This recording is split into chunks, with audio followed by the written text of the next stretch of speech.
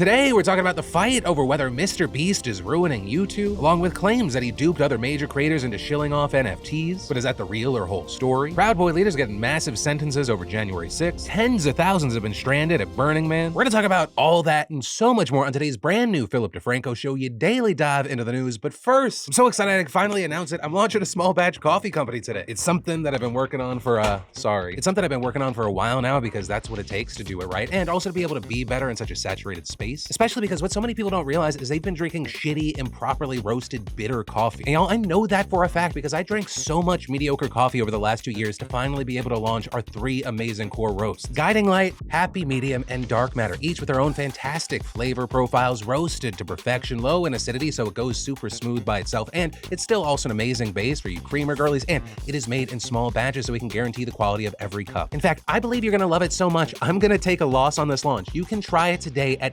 50% off. And y'all, if you are even remotely interested, order right now. To be completely transparent, since the average order size in our secret test launch were 3 bags, I'll likely only be able to do 2,000 orders today. I really wanted to make sure we didn't over roast, we didn't over prepare, and all of a sudden we end up with a bunch of beans sitting on the shelf losing their amazing flavors. And if you do get there too late, it'll prompt you to give like an email and a phone number so you can be the first to know when the next batch is ready. I also want to give the biggest of all thank yous to you beautiful bastards who are a part of the secret soft launch. Your opinions, your recommendations, your overwhelmingly positive reviews were so helpful, and reading new reviews has actually become one of my favorite things to do in the morning. And that's largely because it's like 1,000% better than any ad copy that I could possibly write. Like Ree, who wrote last week, these are absolutely incredible. Each of the roasts are beautifully done without the slightest taste of burnt beans. Dark Matter is one of, if not the best dark roast I've ever had. Happy Medium is a delicious full body taste that doesn't need to be overpowered by creamer or sugar. And Guiding Light still has lovely coffee flavors unlike any other light roast I've had. Wake and Make is my new favorite coffee company, and I'm totally hooked. What the fuck? I swear on my children, I did not write that. And that's just one of an avalanche of positive reviews we got during the testing period. So go to wakeandmakecoffee.com. I got a link in the description. I got a QR code here. I got a little tappy thing you can do here. And go snag yourself a bag or 3 at up to 50% off. And remember, if we sell out too fast, you'll get prompted for an email and a phone number, so please submit that. You'll be the first to know when the next batch is done and ready for you. But with all that said, we've got news to talk about, so let's just jump into it. Starting with, MrBeast is ruining YouTube. That is a claim that many on the internet are fighting over right now. Just starting our week off with some drama. And all of this stemming from a video where you have massive gaming YouTuber Jacksepticeye taking a lie detector test. Do you like MrBeast? No. Jack. Oh! Do you think MrBeast ruined YouTube? Yes. Oh! Now, in all honesty, Jack, why? Because it became more about views, money, and popularity than it did about having fun. You just don't think you have fun playing Squid Games? You don't think you have fun riding on yachts? Building wells in Africa? I don't know. If he had fun doing those videos, they'd be longer. We'd see the fun.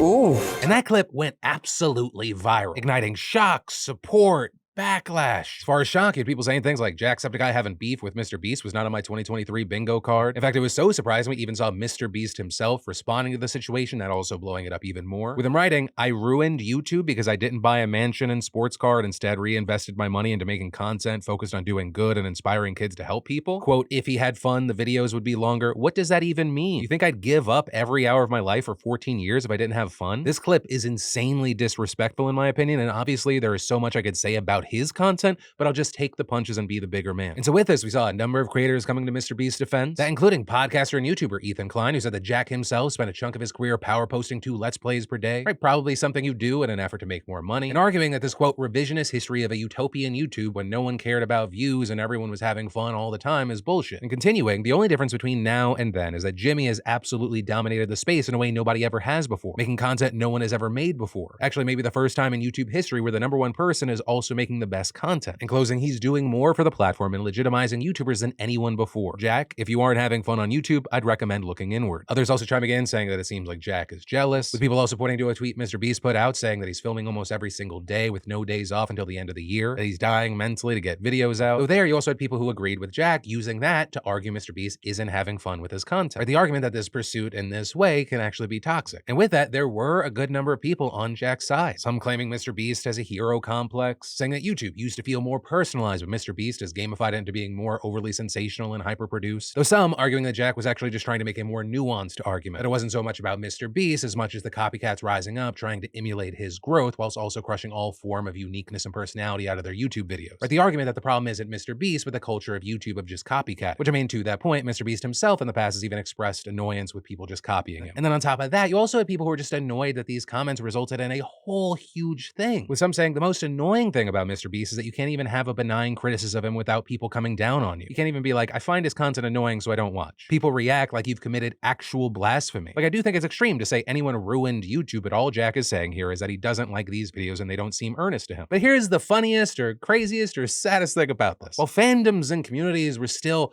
fighting, it seems like both Jack and MrBeast hashed things out behind closed doors, with Jimmy since deleting his tweet, responding to Jack, also writing, "We message, we're good now." But with everything that we've just talked about, I gotta pass the question off to you. What are your thoughts here? What camp do you land in? Because we talked about people having kind of like 5 or 6 different takes. Personally, I'm glad this looks like it's over, because by all accounts from everything I've seen, they both seem like good guys, people who try to do good, people who have moved the platform forward. But, you know, I guess we'll have to wait to see how things play out. But that said, that wasn't the only reason that MrBeast was in the news today. Right, so the Creator League is this big competition put on by eFuse featuring 8 creators who will lead teams and compete for prizes. And fans can get involved by purchasing $20 creator passes, and those passes are a key part of this story. They're said to allow fans to compete, join a team's roster, vote in team's polls, and more. And MrBeast announces in the middle of the video that he posted over the weekend where he was, I mean, it's completely unrelated to the story, putting big stuff in a big shredder. When you purchase a Creator League pass, you're able to influence the league, compete in weekly tournaments, win prizes, and potentially even meet some of your favorite influencers. And if you sign up in the next 7 days, you'll receive a free box of Feastable bars. But notably, MrBeast wasn't on the roster of players. You see big names like iShowSpeed, Bella Porch, Vinny Hacker, OTK, CDog VA, but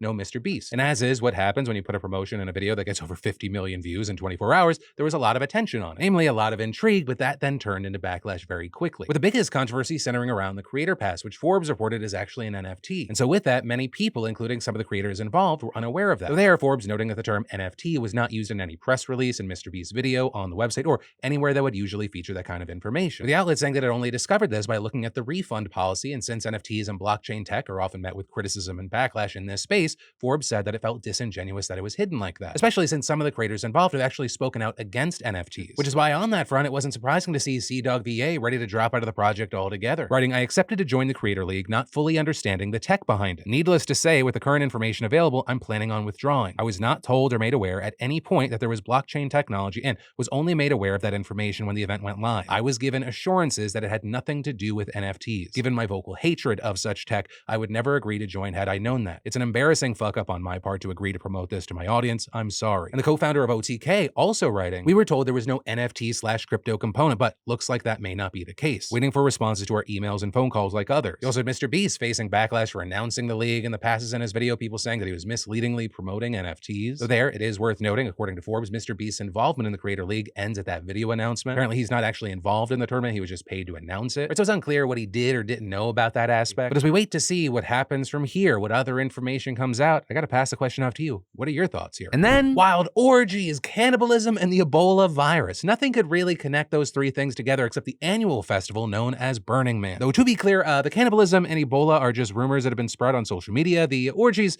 however, are basically a given. Right, because if you've never heard about it, Burning Man is a decades-old festival out in the middle of Nevada's Black Rock Desert, having been known for hippies dressing up in costumes and camping out for a week in the huge dried-up lake basin, where they make art pieces, sculptures, and of course, steaming hot love. Though over the years, who goes has evolved, got a lot of influencers, celebrities, uber wealthy, you know, the whole event culminating in the burning of a 40-foot effigy, hence the name Burning Man. And so unsurprisingly, given all the private jets wealthy attendees use to fly in, single-use plastics littering the campsites, generators burning huge amounts of propane, some have also accused the event of literally burning the planet, which is why critics have long pointed out its consumerism, all the trash left behind, and the 100,000 tons of carbon dioxide emitted in 2019. The organizers have promised to go carbon negative by 2030. But many don't believe that, and this year we also saw climate protesters blocking the highway leading into the festival, that causing a huge traffic jam, and no more than an hour passed before tribal rangers showed up, with one of them just plowing their vehicle straight through the roadblock.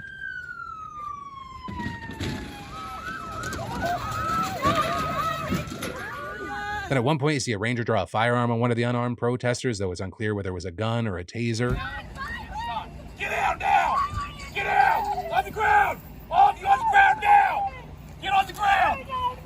Get on the ground! With the activists later claiming someone falsely called in that they had a gun, and the tribal police now saying the Rangers' conduct is under review. But all of that isn't even the main story, because on Friday, some 6 days into the event, a rainstorm decided to crash the party, with it dumping 2 months worth of rain in just 24 hours, and it turned the desert sand into a sloppy, slippery mud pit. And so as a result, you had the authorities prohibiting all entry and exit to the festival grounds. Though also, anyone who didn't have all-terrain tires would have found it hard to leave anyway, with the roads reduced to ankle-deep pools of sludge, which is also why you saw some ambitious drivers getting their Jeeps and RVs stuck in the mud. So you had event organizers telling attendees to just shelter in place and conserve food and water. But that also, as we've seen reports of people dealing with overfilled porta potties, rationing food and water, and even dying. With the sheriff's office saying that 1 person died during the rainstorm, though it didn't appear to be connected to the weather. And so where we're at is, while organizers have said that driving may be feasible today, the idea of up to 70,000 people hauling it out of there all at once could be a nightmare. Or even without those conditions, 12-hour-long traffic jams have been typical in the past. And that's because the site is extremely remote, with the nearest town housing just over 100 people in Reno, the nearest city sitting 93 miles away. So on site, the situation can be brutal if you're not prepared even during normal conditions. But the cost of getting such a beautiful flat location is the extreme temperatures that top 100 degrees during the daytime and drop 50 degrees at night. Plus, befitting its anarchist countercultural roots, radical self-reliance is explicitly one of Burning Man's core principles. So aside from the porta potties, ice for sale, and on-site first responders,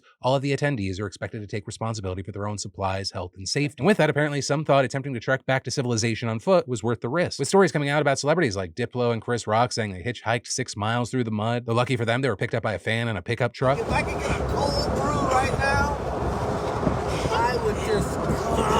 And while obviously there are people who have been struggling, for tens of thousands of other people who are just still sticking it out in the mud, the party goes on, with many making mud sculptures, dancing, drinking, doing drugs and yoga, overall seeming to try to make the best of a bad situation. And in fact, some Burning Man vets saying the rainfall actually added to the experience, because collaborating to survive in a harsh environment is what Burning Man's all about, with one woman saying it was so beautiful to see people helping each other out and sharing supplies and batteries and power and water and food and shelter. And now the postponed effigy burning is expected to happen tonight, but again, we'll have to wait and see what the conditions are actually like. But with all of that, I gotta know, what are your thoughts and opinions on this situation? Because the reaction online varied greatly. Some were very empathetic, others were like, fuck all those people. Yeah, let me know where you stand and why, and also let me know if you've ever been or you went this year or you know someone who has. And then, y'all, happy September, which by the way means one thing: football is upon us, and we've also still got concerts, baseball, theater, and way more. Like, there is an event happening for every mood, distraction, or taste in entertainment. And thanks to the sponsor of today's show, SeatGeek, the world's your oyster. And even better, you'll get $20 off just by using code Phil for tickets to treat yourself. You deserve it. And actually, for those of you who have used this offer in the past, I still got you covered. Because for you, if you use code DeFranco, you'll still get $10 off any purchase. That's whether you've used them once before or 100 times. DeFranco gets you $10 off your next SeatGeek purchase. With over 28 million downloads, SeatGeek is the #1 rated ticketing app. And with Queen Bee herself on tour right now, Arctic Monkeys, and don't forget Adele's residency in Vegas, you need SeatGeek. Because listen, SeatGeek is genuinely my go-to. Whether I'm going to a game, some comedy, a concert, some theater, I've used it to go to the Super Bowl. I used it on Friday to go to the Braves-Dodgers game. And part of the reason for that is SeatGeek wants to make sure that you're getting a good deal. So when you're on the app, look for the green dots. Green means good deal, red means bad. Every ticket is backed by their buyer guarantee, and SeatGeek is the only site that lets you return your tickets ahead of the event with swaps. So remember, that is $20 off your first purchase with promo code Phil. And for you returning SeatGeek buyers, you will still get $10 off just by using code DeFranco. Just make sure you click the link in the description to download the app. And then I've got a few quick news stories from over the weekend that are completely unrelated to one another and vary in levels of seriousness that I'm about to give you. 1. The leaders of the Proud Boys fucked around and found out, with them specifically fucking around on January 6th of 2021 over at the Capitol. One of them, Joe Biggs, seemingly having the time of his life. So we just stormed the Capitol, took the mother place back. That was so much fun. A leader of this violent attack on the U.S. Capitol, showing images of him with a bullhorn leading the mob towards the Capitol. Joe Biggs ultimately made it onto the floor, was in the gallery of the U.S. Senate. January 6th will be a day in infamy. But he has now found out that the government is taking that life, specifically 17 years of it. And that sentence coming down after he was convicted of seditious conspiracy and other charges back in May. And according to the BBC, in court, you had a tearful Biggs apologizing for his actions, saying that he was seduced by the crowd on the day of the riot, saying his curiosity just got the better of him, that he's not a terrorist, that he doesn't have hate in his heart. Though notably, prosecutors described a much different situation, saying the former InfoWars correspondent employed his military expertise to direct and control large groups of men under his command to lead a revolt against the government. And with that, presenting evidence of text messages, social media posts, and videos. And in addition to Biggs, you also had another Proud Boys leader getting 10 years, one getting 15, and Ethan Nordine, who prosecutors have described as the undisputed leader on the ground during the insurrection, getting 18 years. And all of that notably ahead of tomorrow, when former Proud Boys national leader Enrique Tarrio is expected to receive his sentence for seditious conspiracy. 2, if you're watching this in New York and you're going to, or you're awkwardly not talking to people at, or you went to a backyard party or a barbecue, there might have been an uninvited guest there. And that's because reports came out saying the New York police are going to be using drones to monitor those parties this weekend. With Kaz Daughtry, the assistant NYPD commissioner, saying if a caller states there's a large crowd, a large party in a backyard, we're going to be utilizing our assets to go up and go check on the party. A plan that the AP reported immediately received backlash from both privacy and civil liberties advocates. And Daniel Schwartz, a privacy and technology strategist at the New York Civil Liberties Union, saying it's a troubling announcement and it flies in the face of the Post Act, and saying deploying drones in this way is a sci-fi inspired scenario. Though in New York and other cities, this is not science fiction, this is becoming the new normal. With data showing that while drones were only used 4 times all of last year, this year they've been used 124 times so far. And that makes sense, as you have Mayor Eric Adams also saying he wants to see the police embrace this more. And here's the thing, while there are a lot of scenarios where, using a drone just makes sense, you have privacy advocates noting regulations have just not kept up. And they argue that if it doesn't catch up, it just opens the door to intrusive surveillance that would otherwise be illegal if it was conducted by a human police officer. 3, a federal judge struck down a Texas law requiring age verification to view pornographic websites, ruling that the bill, which was signed into law by Texas Governor Greg Abbott, violates free speech rights and is overbroad and vague. And while the state attorney general's office immediately filed an appeal, the judge explained his decision, saying the law raises privacy concerns because the age verification is using a traceable government-issued identification, and the government has access to and is not required to delete the data. And explaining further, by verifying information through government identification, the law will allow the government to peer into the most intimate and personal aspects of people's lives. And going even further to say, even though he thinks that this law has a legitimate goal, he thinks other methods like blocking and filtering software would be better. And 4, I'm so disappointed in myself for missing this story last week. Or you might have seen the news that 2 women were shot at a White Sox game. It was confusing, there was so much speculation, it just felt so bizarre. And then we got possibly one of the most unexpected, but maybe also most American updates to this story, with ESPN's Peggy Kaczynski reporting the shooting during a White Sox game was indeed an accidental discharge by one of the women grazed by the bullet. She reportedly snuck that gun in past metal detectors by hiding it in the folds of her belly fat, which sounds too ridiculous to be true. And in fact, since that was reported, an attorney for the woman said that's bullshit, saying she denies bringing a firearm into the stadium and further denies having anything to do with the discharge of a firearm at the stadium, saying we have reviewed photographic evidence and x-rays of our client's injuries with firearms and medical experts who confirm the gunshot wound our client sustained was not self-inflicted and was not the result of her accidentally discharging a firearm. CBS News also reported last week that Chicago police said, this claim didn't come from us, saying the investigation is still active and ongoing. But for now, we'll just have to wait to see what comes from that investigation. And at the very least, we can be happy that the only casualty of this shooting was the Vanilla Ice concert that happened after the game. And then, a significant portion of pregnant women in the United States deal with verbal abuse, discrimination, and unanswered calls for help. That's what we just learned from a new survey from the Centers for Disease Control and Prevention, with 20% of women reporting that they experienced mistreatment during pregnancy and delivery care, with the most common forms of mistreatment including getting no response when requesting help, being shouted at or scolded, having their physical privacy violated, and having healthcare providers threaten to withhold treatment or force them to accept unwanted care. And that mistreatment varied wildly depending on a number of factors, even based on things like insurance type. Right, 28% of respondents with no insurance and 26% with public insurance reporting poor treatment, which was a notable difference compared to just 16% of those with private insurance. Also, women of color reported higher rates of mistreatment, Black women 30%, Hispanic 29%, multiracial 27%. And actually, overall, women reported discrimination in their care at an even higher rate than general mistreatment, with 29% saying they were discriminated against based on a number of factors like age, weight, income, and race, with once again, Black, multiracial, and Hispanic women reporting significantly higher rates between 37 and 40%. And you've got experts startled by these statistics, with Wanda Barfield, the director of the CDC's Division of Reproductive Health, releasing a statement and saying, as a doctor, mother, and Black woman, it is disheartening to hear how common mistreatment is and to see differences in mistreatment and discrimination during maternity care based on things like race and insurance coverage. We know that racism and discrimination can lead to delays in treatment and sometimes tragic and preventable deaths. And Anastasia Harris, the founding executive director of the Perinatal Health Equity Initiative, also told CNN, our system is broken for all women, but Black women bear the brunt of those inequities. And saying a lot of that has to do with racism, the intersection of sexism and misogyny, and how that actually impacts how Black women are seen and perceived in the health space. Also, in addition to reporting mistreatment and discrimination, there were also other setbacks in maternal care, including women's fears about advocating for their own health, with 45% rate, nearly half of these women saying that they held back from asking questions or discussing concerns that they had, and saying they told themselves whatever they were experiencing must be normal, or their friends and family told them that it was normal. So many not wanting to make a big deal of something or feeling embarrassed to discuss those issues. Many also concerned their healthcare provider would think that they were being difficult by asking. Some also just saying they didn't ask because the provider seemed rushed or because they weren't confident they knew what they were talking about. But the thing is, it is so critical that women feel like they have the ability to ask these questions. With Dr. Todd Ellerin, the director of infectious diseases at South Shore Hospital in Massachusetts, discussing this report with WCVB News in Boston and saying, our chief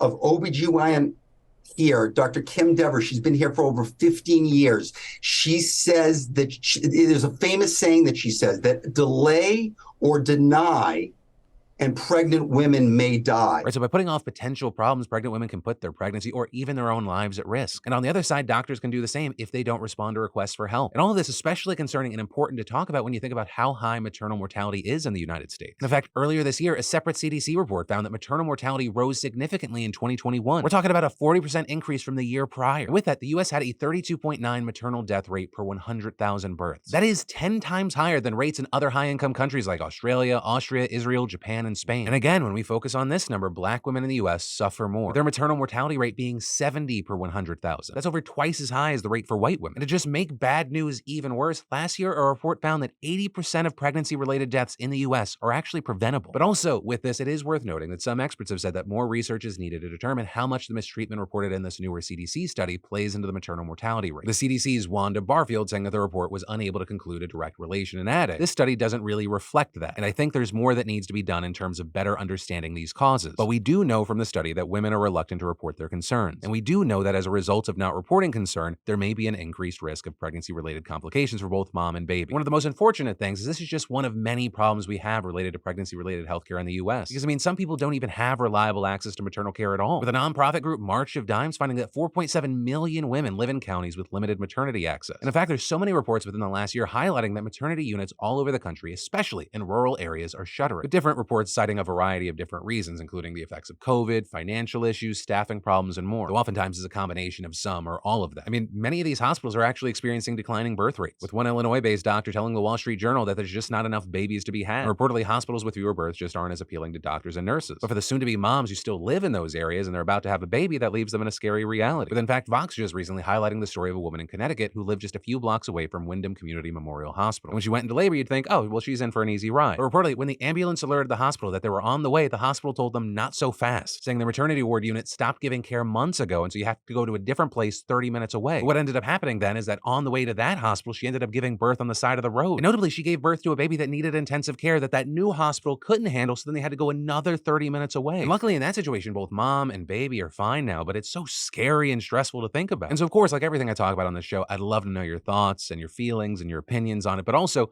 if you've had an experience with the US healthcare system and having a baby, I'd love to hear from you. And that is where today's daily dive into the news is going to end. But I'll leave you with three final things. 1, snag yourself a bag or 3 over at wakeandmakecoffee.com for up to 50% off today. 2, for more news you need to know, I got you covered right here. You can click or tap, or I got links in the description. And 3, as always, my name's Philip DeFranco. You've just been filled in. I love yo faces, and I'll see you right back here tomorrow.